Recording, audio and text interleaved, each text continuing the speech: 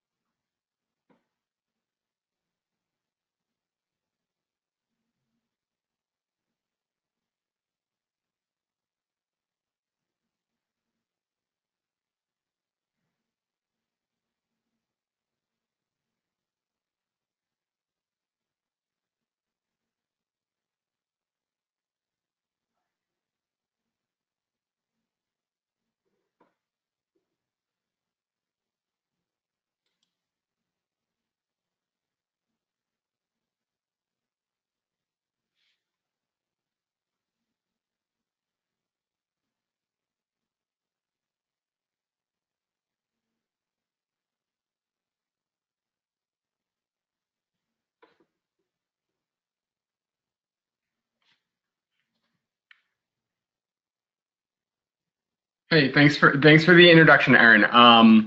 Like like Aaron said, name is Mark Irvin, Senior Data Science at WordStream. I'm going to start kicking things off this afternoon.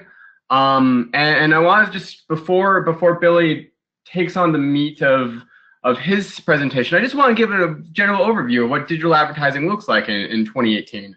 Obviously, one thing that we know is Google. Google is a huge player. It's always been growing.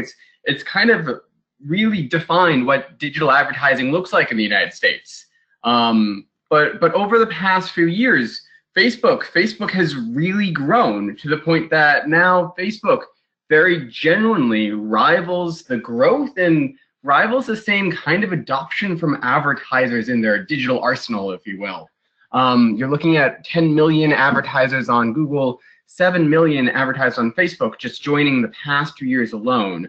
So these are very large companies. They're very forefront and they're on everyone's mind to the point that when we talk about what digital advertising looks like in the year 2017, we actually see that 77 cents of every dollar spent on digital advertising in 2017 went to one of these giants, either to Google or to Facebook. That really, if we're going to have a conversation about what digital advertising looks like, today, we really have to have this conversation that focuses on one, if not both of them. So that leads to the question that I'm getting most often with most people who are starting off or looking to grow in this space. And that's, which is better? Which should I be doing? Which should I be spending my time or my limited budget on, right? We don't necessarily buying everything under the sun, doing everything at once. So which should I be doing? Should I be doing Google AdWords or should I be doing Facebook ads? And I think it's really worth thinking about what are the strengths and weaknesses of each network. Obviously on search, someone who's searching for a personal injury lawyer, well, it's really convenient to show them that ad while they're searching for that thing that you provide. And we see consequently that search ads have very great engagement. They have relatively high click-through rates. And of course, serving an ad to someone who is searching for you is a really great way to target people and to ultimately succeed online. But search ads certainly have a weakness in the fact that for someone to search for personal injury lawyer, they need to know that they need one. Search can't start that conversation. They can only facilitate the solution. And we also have very little control over who might see our ads on the search engine result page. When you compare that to Facebook or to social ads, we actually have the opposite strengths. Social ads can get in front of people's faces. They're not reactive. You can serve an ad to anyone online. And the best part about social is that you can choose who you serve those ads to. So those strengths are exactly Google's weaknesses.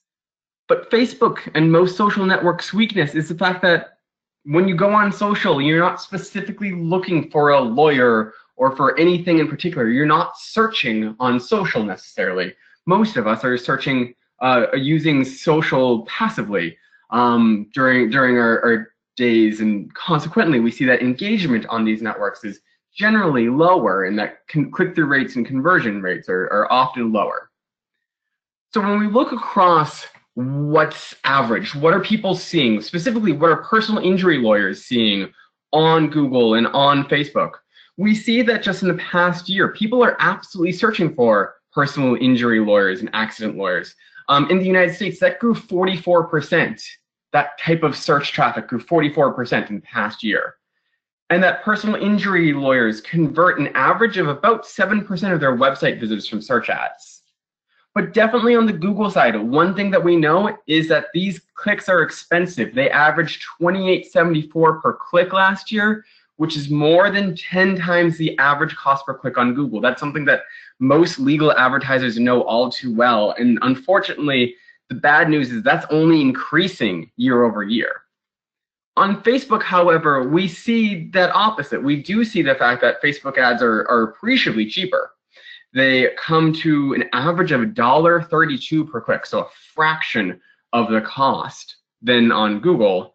But we do see that conversion rate's appreciably, noticeably lower, closer to a 4.6% from Facebook.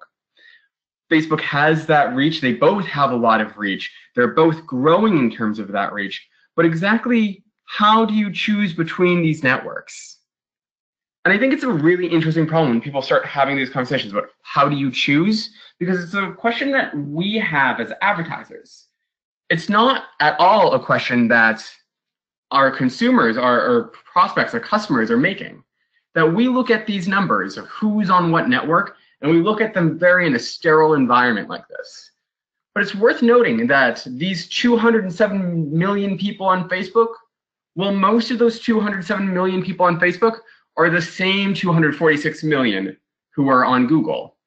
And that these people who are on Google are not just on Google. In fact, half of these people who are on Google are also simultaneously searching on Bing as well, that many people use both networks. And that these people on YouTube are also our LinkedIn users, as well as our other major social networks. So there is not this distinction of there's this Facebook customer and this Google customer. There's in fact a whole integration, and a lot of these people are across all these major networks. And we see that how people engage with social impacts how people engage with search. So you'll see that things will trend on Twitter very, very early, immediately after a major event happens or something goes viral on Twitter. And then what will happen is people will make a search on Google shortly thereafter. And what we'll see is the fact that a fairly unrelated search term, an uninvolved search term, might suddenly become very popular simply because it got popular on Twitter. What's really interesting is that there's this time lag between when people begin to trend on Twitter and when people later begin to actually search for that type of trend. We see this across thousands of trending topics, that on the whole, a couple of hours after something first starts trending on Twitter, we'll actually see the search interest for that topic really peak out and really grow a lot. So within an hour, we'll actually see searches, or within an hour of it trending on Twitter, we'll actually see searches for that subject double on Google. And that will continue to grow over the next 6 hours, where it will increase 5-fold. And then it will stay elevated for a number of hours or even days after trending on Twitter. You'll see a lot of searches come through on Google because of it. So even if we're not necessarily planning on going viral, this kind of cross-network effect is meaningful. If you're only advertising on Google, you'll get those Google searches, of course.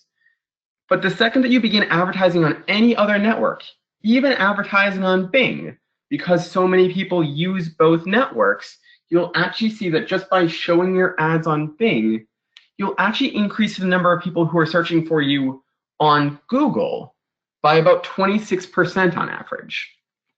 Or if you were to launch a display campaign, very similarly, people who see your display ads, even if they don't necessarily click on them, 31% more people will later search for you on Google. And Facebook, social is actually the mecca of all of this. That social ads are very impactful. They increase a lot of branded search activity on Google by an average of 34%. But as it turns out, we don't necessarily need to have this conversation of do I do search or do I do social? That in fact, because these are so integrated, a winning combination of the two, working social search and social together, is ultimately going to be your fastest path to success. And so what people are most interested in, how do I get those more leads at the price I want? And so there is math behind this. It's fairly simple though. If we just look at the way that we calculate our cost per lead, we calculate it just by taking our cost dividing by our leads, right? Well, if we were to break this down a little bit more and look at how we devise those numbers, what's our cost per lead? Well, our cost is actually just our clicks multiplied by the cost we pay for each click, right? That's just how we accrue costs, right? And very similarly, our leads are really just the clicks we get to our website multiplied by the likelihood that they convert on our website. If we simplify some of this, we come to a very simple equation where we see that our cost per click divided by our conversion rate ultimately determines our cost per lead here. So if I want to go about decreasing my cost per lead, I really have two choices. I could look at decreasing my cost per click. However, as I do that, I know that I might get less traffic, and less traffic will ultimately mean fewer leads. But I could also look at increasing my conversion rate.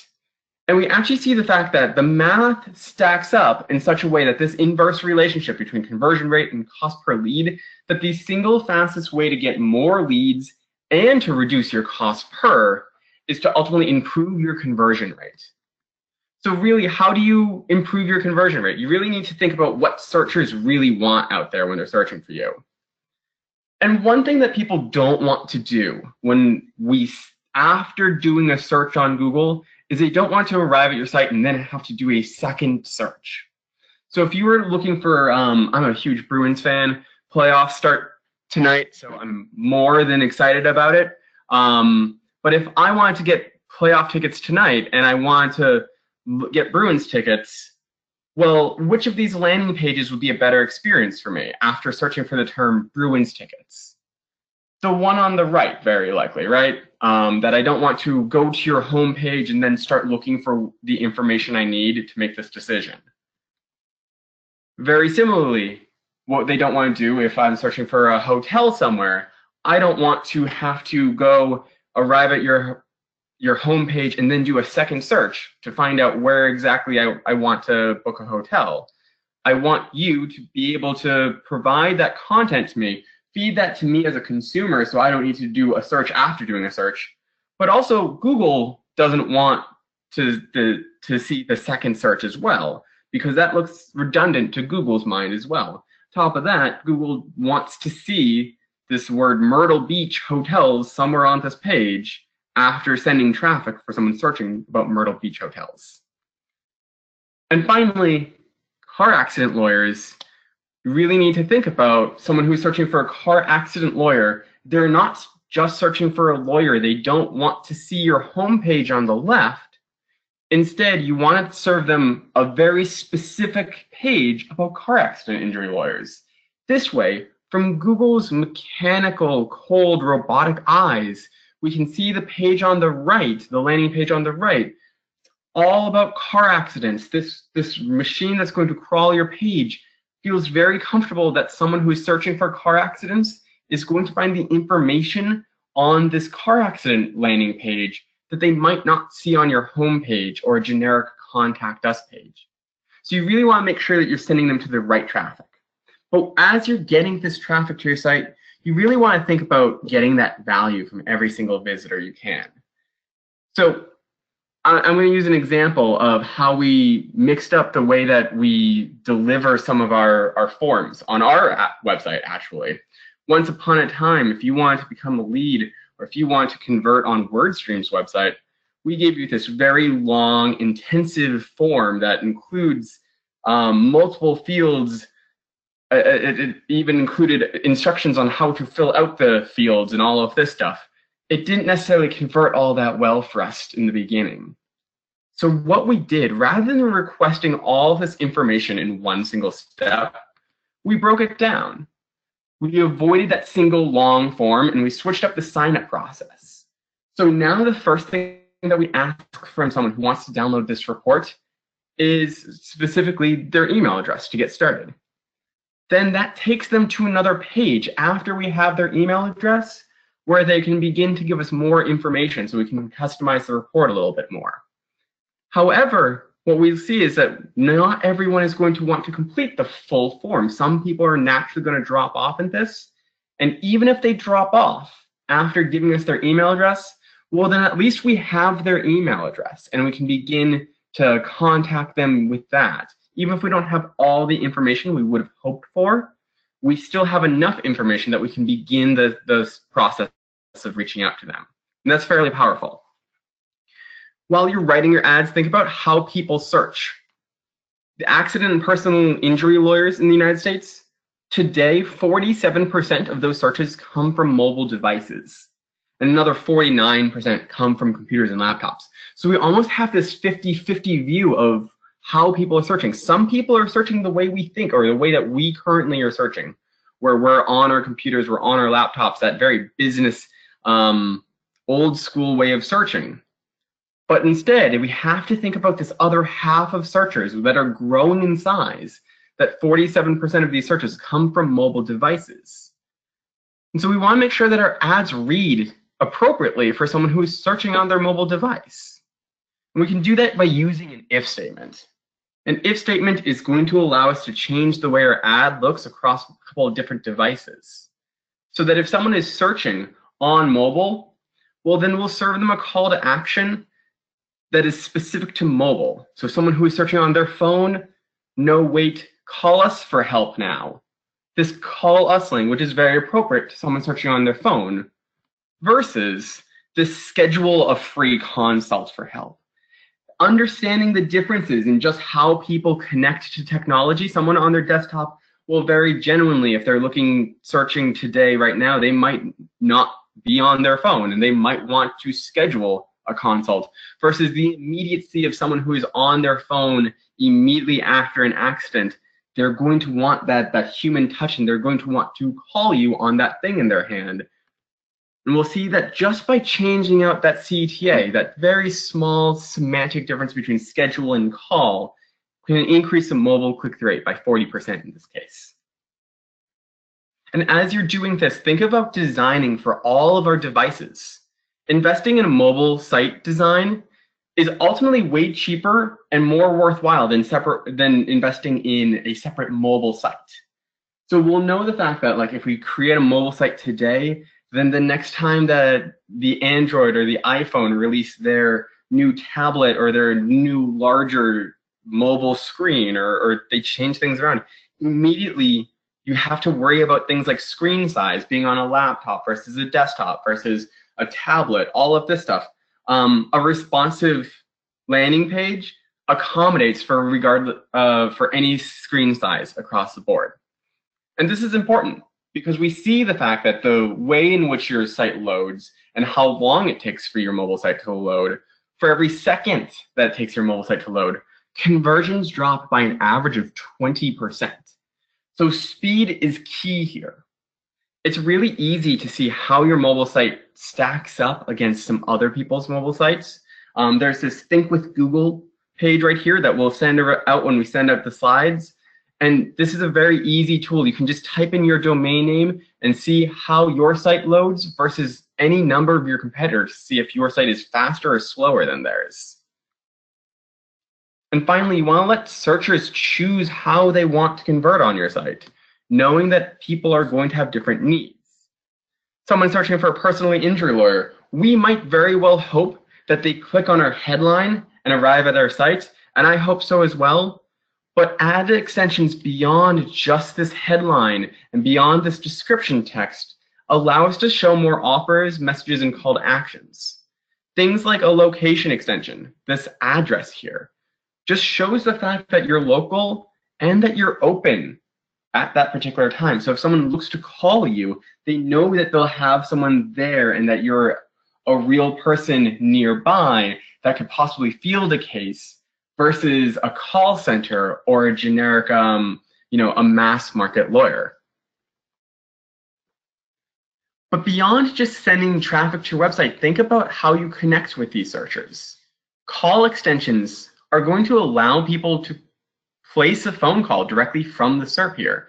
On mobile, you'll see this as this click to call button. And you'll get a lot out of this, of people who are naturally in this industry looking to get more calls. But even messaging extensions allow searchers to text you directly from the SERP. So maybe they aren't in a place, maybe they just got pulled over, or they just got out of a situation, they've got a number of calls, but they do want to begin to field your help. A message extension is a great way to allow people, particularly this growing audience who prefer text messaging, to reach out to your business to get your service. If these are exciting to you, then you might also want to look at call-only ads, which actually completely takes your website out of the picture. If you specifically just want calls from these people, or just want calls from a mobile audience, then call-only ads only allow people to place that call. And now you're going to be charged per call from these ads when someone clicks on that headline and places a call, rather than having to worry about someone going to your website and then not necessarily placing that call on your website. Even so, your website isn't going to be perfect regardless of how well you do at converting people. We see, as I mentioned earlier, the median search conversion rate in this industry is about 7%. There are definitely people who are exceeding that, the top 10% coming in at about 11.3%, the top 1% converting about a quarter of their traffic, which is great. But even so, that top 1% still doesn't convert users or doesn't convert their users most of the time. And we see the fact that 93% of all visitors to your site won't complete your goal on their first visit. So we need to think beyond just the fact that someone is going to search for a personal injury lawyer and come to your site, but after someone comes to your site, those 93% of people who don't convert on their first time, well, they're going to look at other competitor sites, they're going to do more research, they're going to go home, they're going to talk to, other stakeholders, their husbands, their wives, their children, their parents, but also they're going to live out their day, and that includes things like visiting social media and YouTube and Twitter and all of that stuff. And then they're going to return back to these kinds of sites while they consider more, that this isn't necessarily a thing that they're going to do in one click at one time, that this is a decision that they're going to make over the course of several days. And so with that in mind, we want to think about how we reach these people after they come to our site. And remarketing is a really great way to keep your brand, to keep your service in front of their mind while they're. We'll actually see that Facebook is a really great way to reach these people with remarketing. First of all, Google might have some policy restrictions in terms of how or who you can remarket to, whereas Facebook has appreciably fewer of those policy concerns.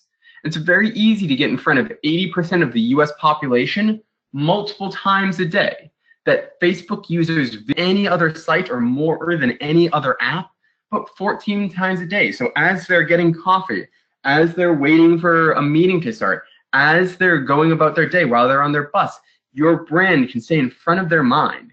And this is a really inexpensive, really effective way to nurture people down further into your conversion funnel.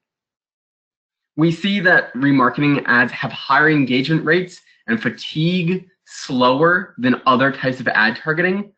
But more importantly, we see that conversion rates increase with the number of times that we show a user this ad. So just by showing a user an ad a second time, we actually increase their likelihood of converting with us by about 60%. But if we continue to serve our ads, show them 5, 6, 7 ads, we actually more than double the likelihood that they'll ultimately convert with us.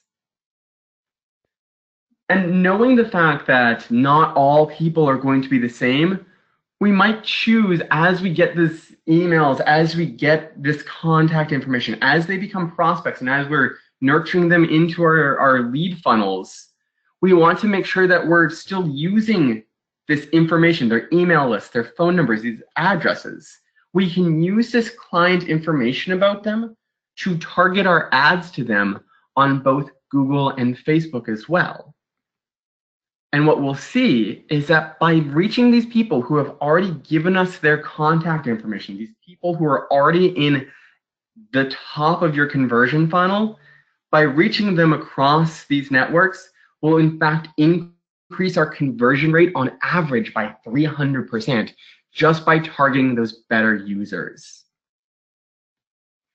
You want to make sure that you're giving people the time they need to remarket to them. That this is not, like I said, this is not going to be a one-click, one-purchase decision for a lot of people. You'll see that a lot of people will take some time and may take a lot longer than you might expect.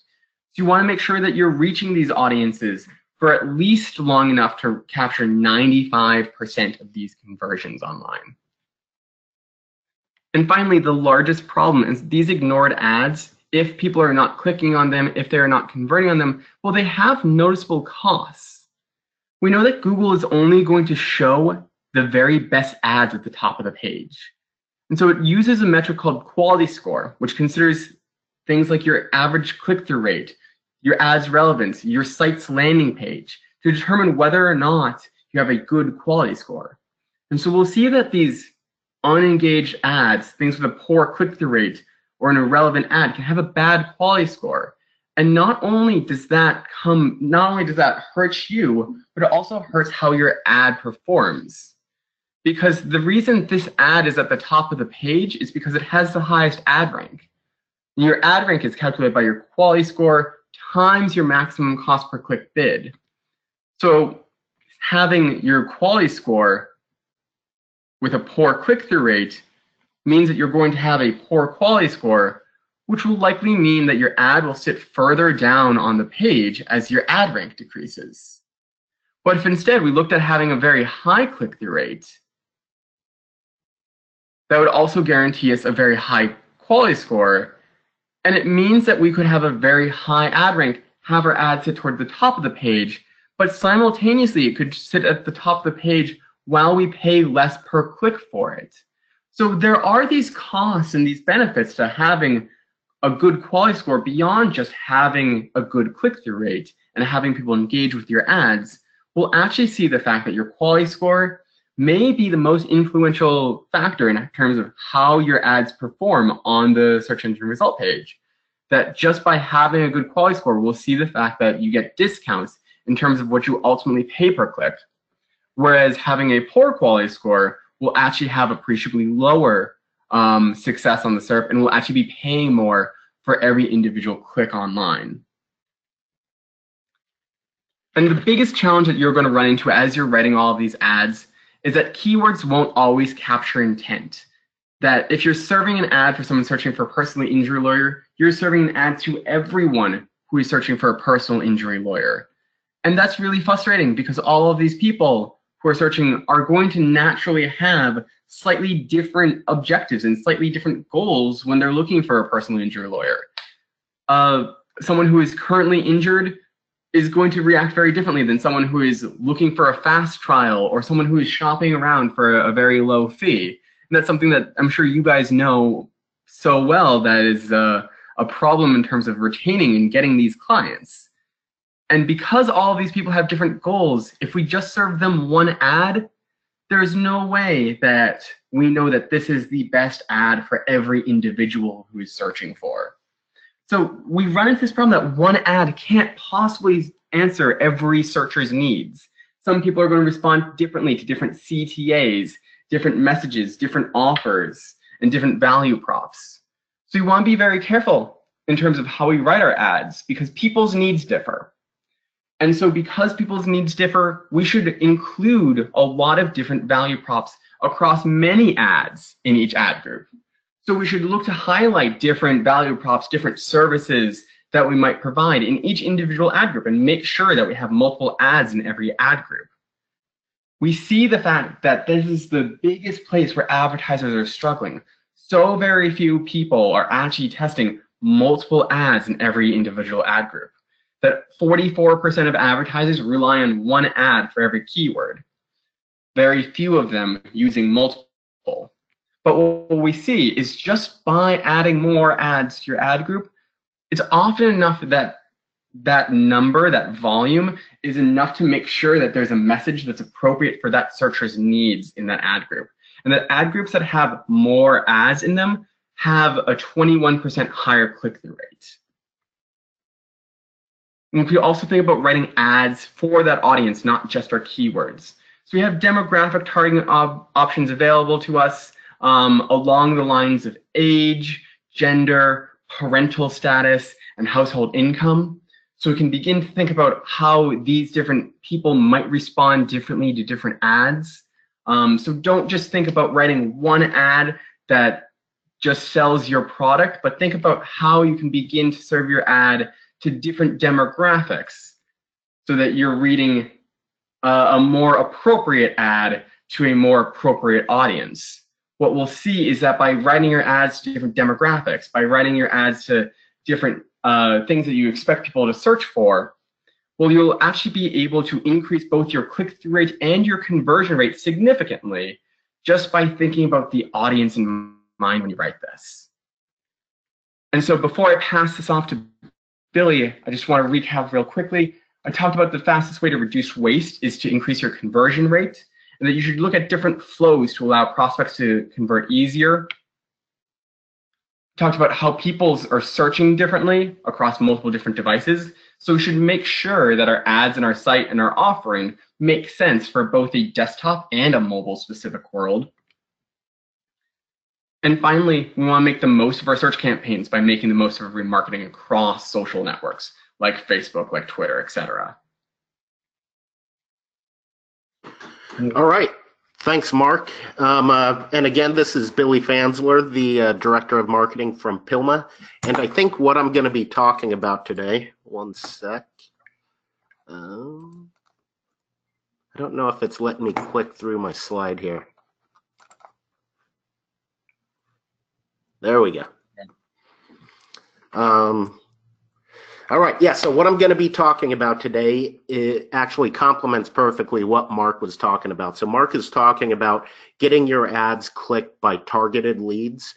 And what I'm going to be talking about is getting those leads to actually convert and complete the call to action you want on the squeeze pages. So for a lot of the people on the call today, this might be the first time you've heard the term squeeze pages. And a lot of people use the term landing page and squeeze page interchangeably.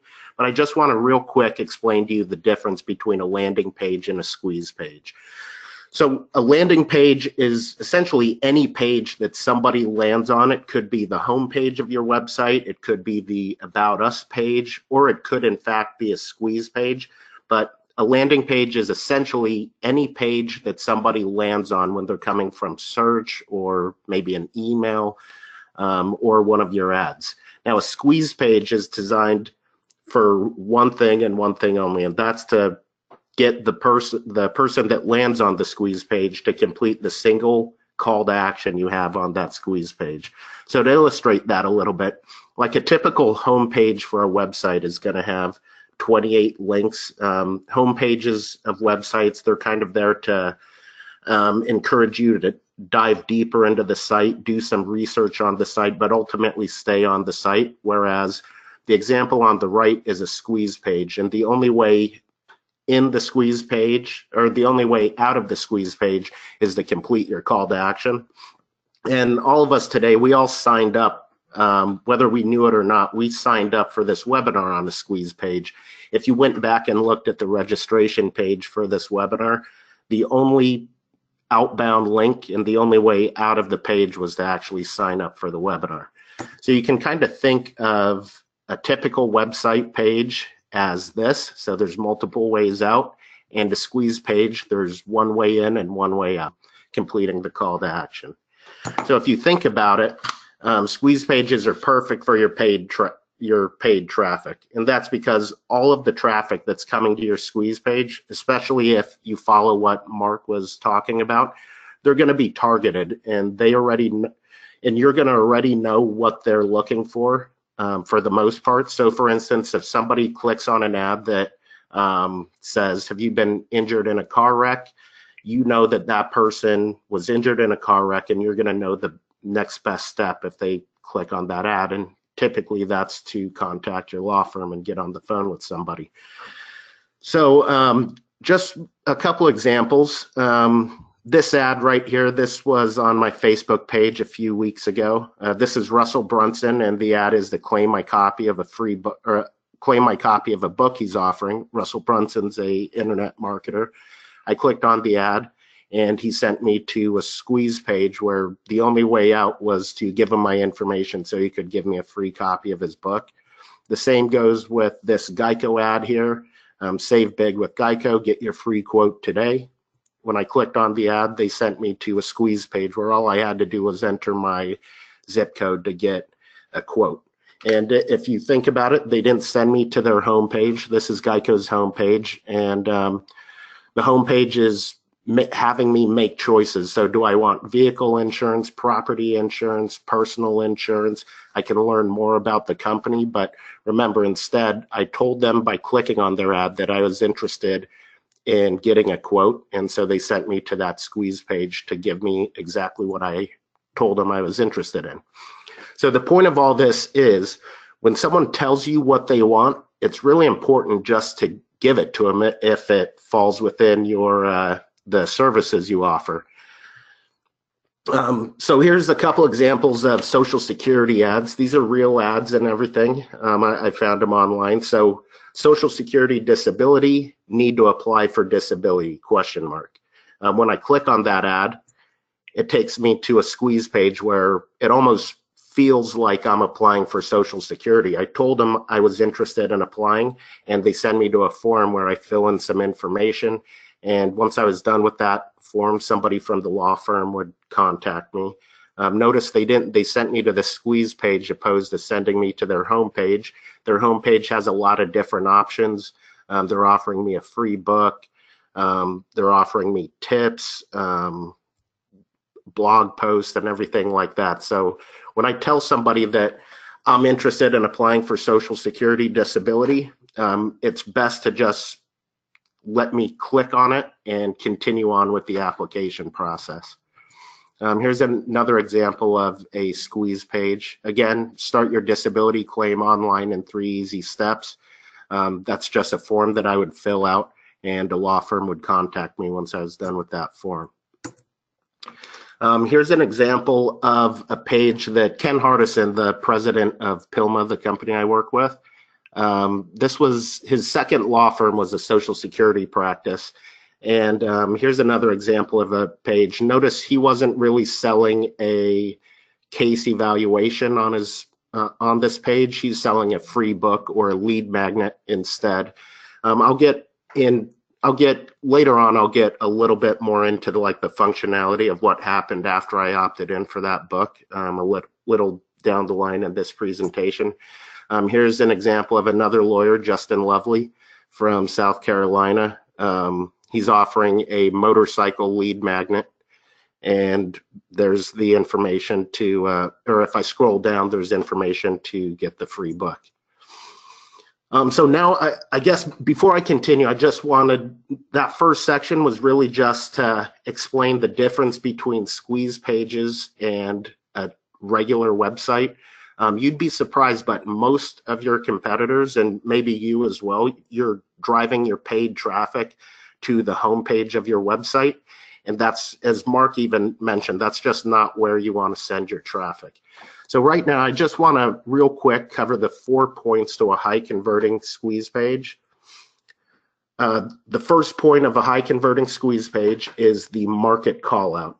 And what the market call out is a lot of mass tort TV ads, you'll notice it. The market call out is, have you been injured, or have you been disabled from taking Xarelto or XYZ medication? That's the market call out. Immediately, if I hear that and I actually say yes to that, it makes me more receptive to the rest of the ad.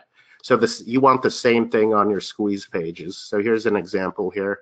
This is for Trunk Club, hand-selected clothing for men.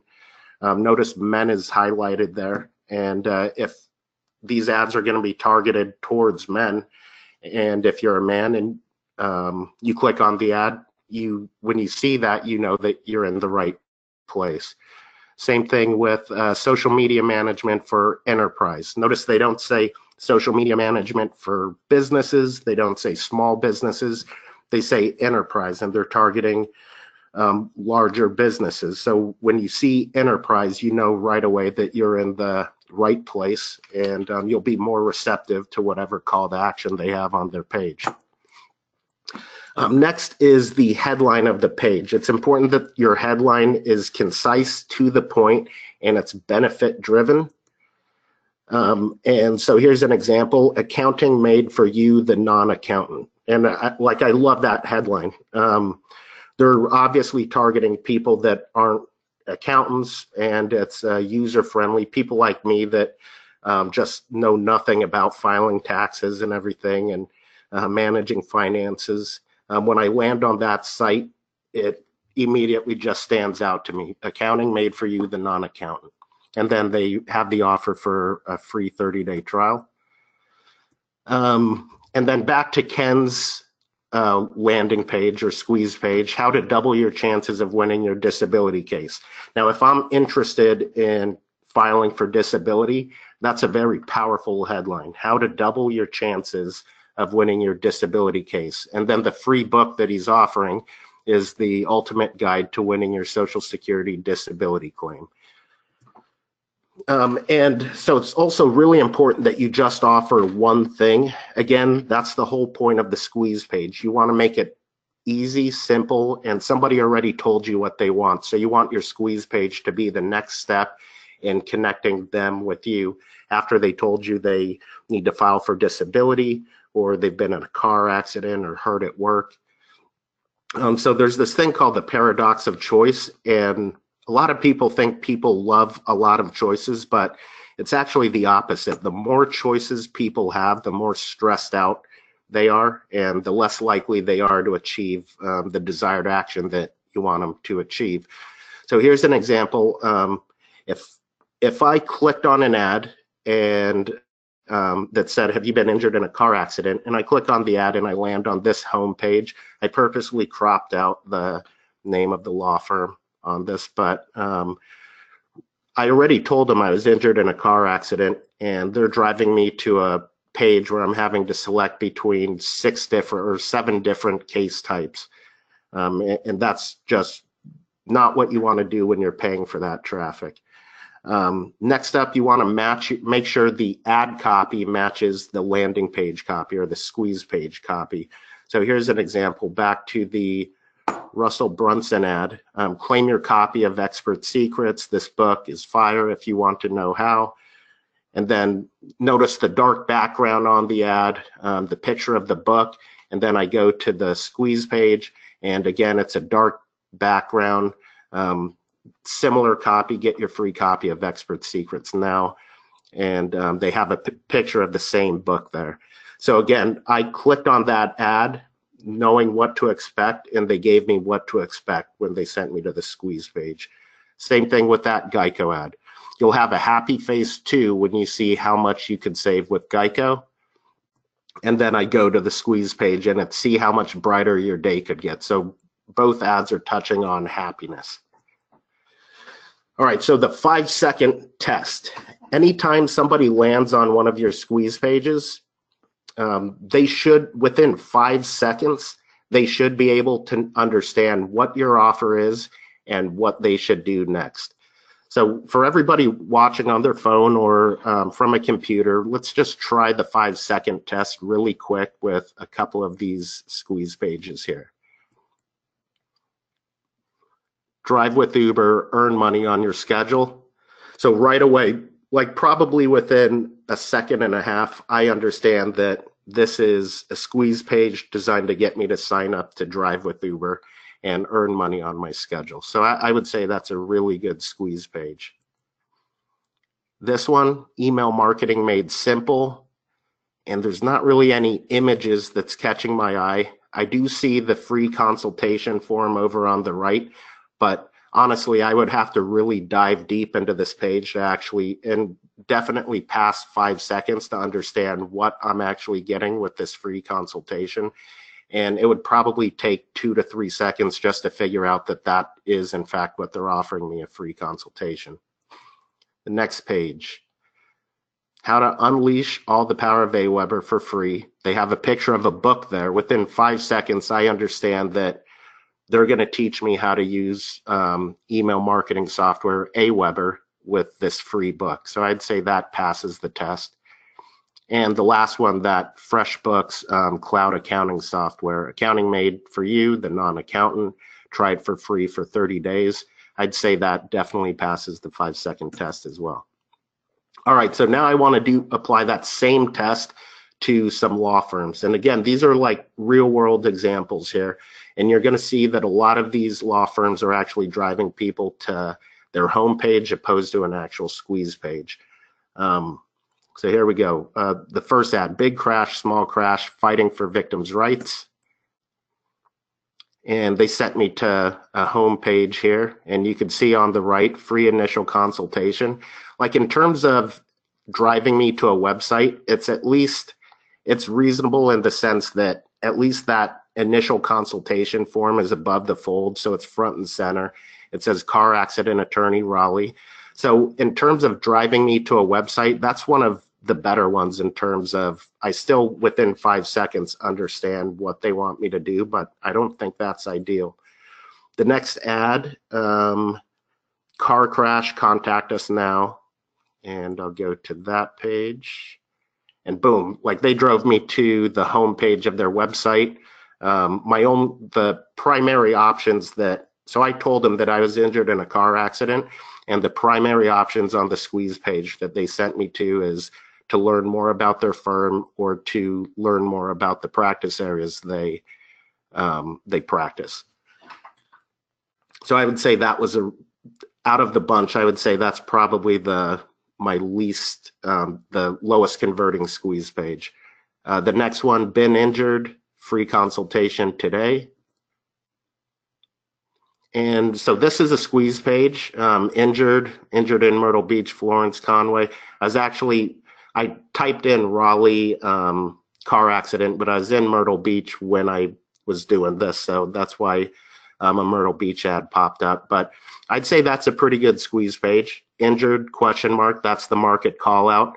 And then call 843 blah, blah, blah, or fill out this form and we'll contact you. Within 5 seconds, I would understand what I need to do on this page. And then the very last ad here, it's going to be been in a wreck, text Dex.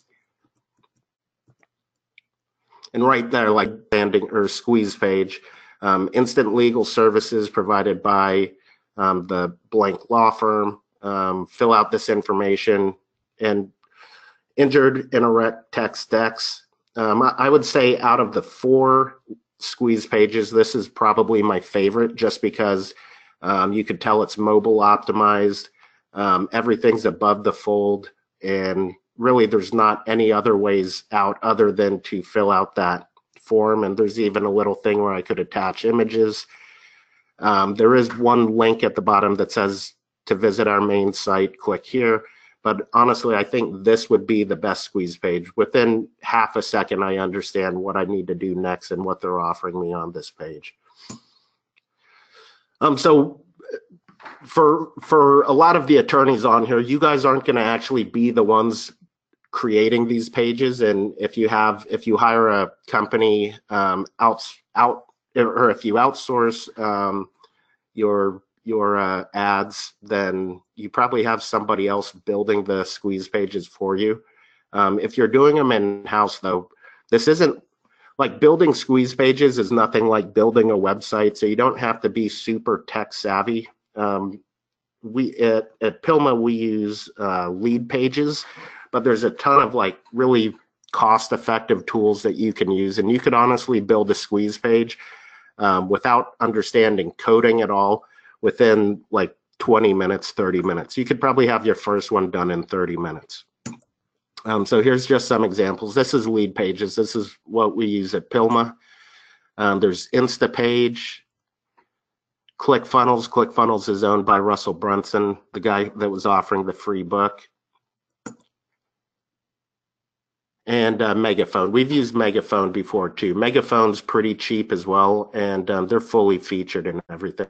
So the point of that is, don't let the technology scare you away. They really are like economical in terms of cost, and they're really easy to use. And most of them provide like ready-made templates for you that you would just have to swap out some copy for. So last tip. Earlier I showed you a picture of Ken Hardison's squeeze page where we were offering the free book. And most lawyers don't have an actual lead magnet, but one thing that we found was that offering that lead magnet first, and then on the actual thank you page of that lead magnet, that's the thank you page is the page that says, thanks for filling out the form, we're going to send you the free book that you opted in for in a few minutes. But one thing that we did is we offered the case evaluation on the thank you page. And so that kind of goes in line with the power of yes. And all of us actually went through the same sequence when we registered for this webinar.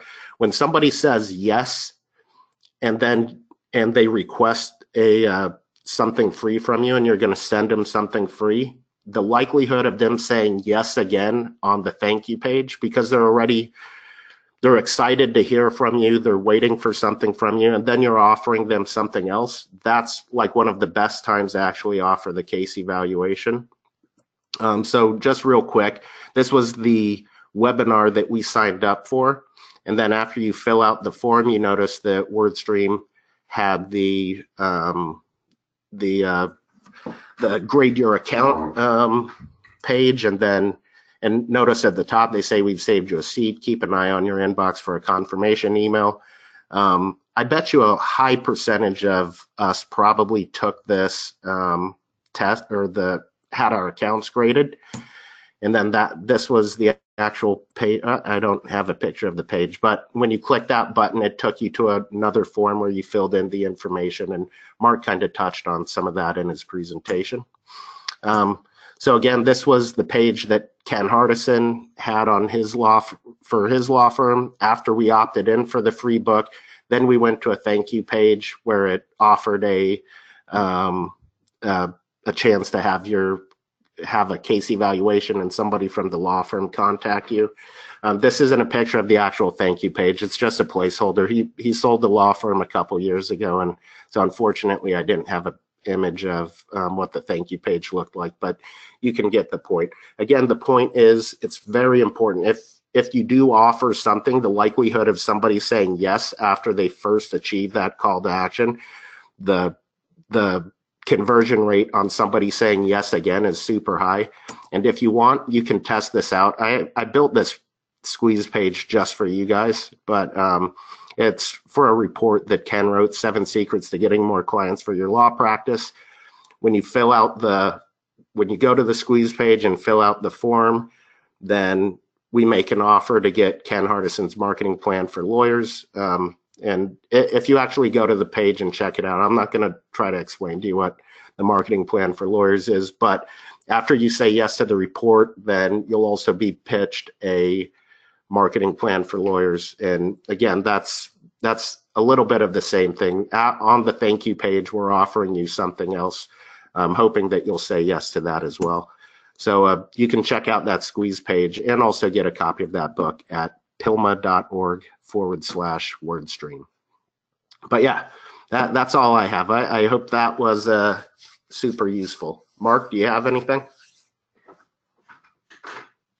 No, I believe that we're all set unless there's any Q&A coming through. And by all means, if anyone's got questions, we've got a couple of minutes left here. Just throw them in that chat box and we will be happy to answer them while we're on the line.